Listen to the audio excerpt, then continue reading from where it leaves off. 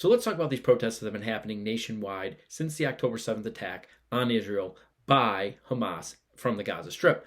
Now, I've said from the beginning that there's no way that there's this level of support for this group of people, not only across the United States, but across the entire Western world. And I've held this view essentially the entire time since these protests have been happening, that there has to be something that is either coordinating or funding these or both.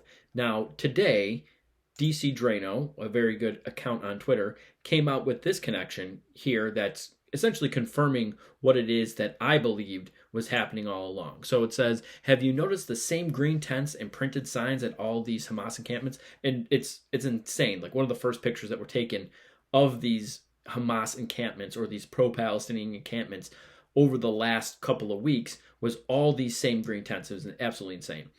These occupations are being coordinated by the U.S. Campaign for Palestinian Rights, funded, of course, by George Soros, upwards of $2,400, and I don't know if that's per week or per month. So, like I said from months and months ago, this was going to be something that is not organic in nature. These shutting down of expressways, highways, shutting downs of roads, and just this mass support for Palestine all across not only this country, but the Western world, 100% had to be funded at some level by a large organization. This makes perfect sense to me. There's just not that type of support for the people of Palestine in any organic fashion that would lead to this type of massive protest across the entire country and across the entire Western world. So, meanwhile, last night, they took it to another level in Colombia. They decided that they were going to break into a building and essentially occupy the building.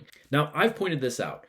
The left is great at using language. The right is just not that good at it. We're not good at capitalizing on things that we can capitalize on and minimizing the damage in other places. I use the term, it's sandpaper and Charmin language, and the left is very good at using it. If they want something to seem more harsh than it actually is, they will use what I call sandpaper language, rough it up a little bit. And if they want something to seem softer than it actually is, they'll use Charmin language. For example, the mostly peaceful protests that we saw all over the summer of 2020, leading into the 2020 election. They were mostly peaceful. They would show, yeah, there were some fires over here, maybe a person or two died, broke into a couple of cop cars.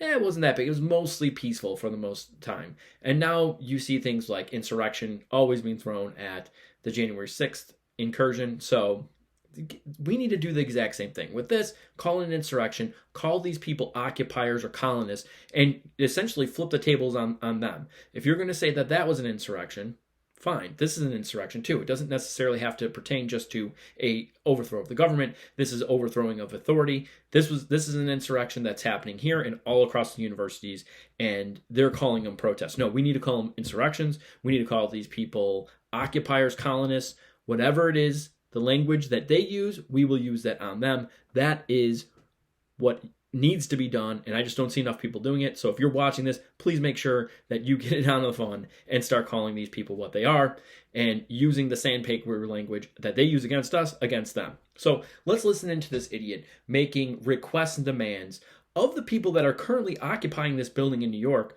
at the University of Columbia, making it seem like the university is the bad guy for not allowing them the supplies they need after they broke into their building. So let's listen to this idiot. Why should the university be obligated to provide food to people who've taken over a building? First of all, we're saying that they're obligated to provide food to students who pay for a meal plan here. But you mentioned that there was a request that food and water be brought in, unless I misunderstood. To allow it to be brought in. I guess it's ultimately a question of what kind of community and obligation Columbia feels it has to its students. Do you want students to die of dehydration and starvation or get severely ill, even if they disagree with you? If the answer is no. I love the way that she's painting this. It's on them to allow food and water to these people that have broken in to their building. These students don't own the building. It was locked up, they smashed windows, got in, and now we're occupying it. But she's going to flip it around and make it seem like, oh, it's on Columbia to take care of the students. Ridiculous. And they might fall for it. They probably will. Then you should allow basic, I mean, it's crazy to say because we're on an Ivy League campus, but this is like basic humanitarian aid we're asking for. Like, could people please have a glass of water? But they did put themselves in that very deliberately in that situation.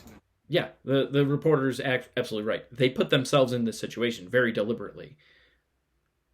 Listen to her response. Let's go. In that position. So it seems like you're sort of saying, we want to be revolutionaries, we want to take over this building, now would you please bring us food and water? And Nobody's asking them to bring anything. We're asking them to not violently stop us from bringing in basic humanitarian aid. I'm going to stop it there.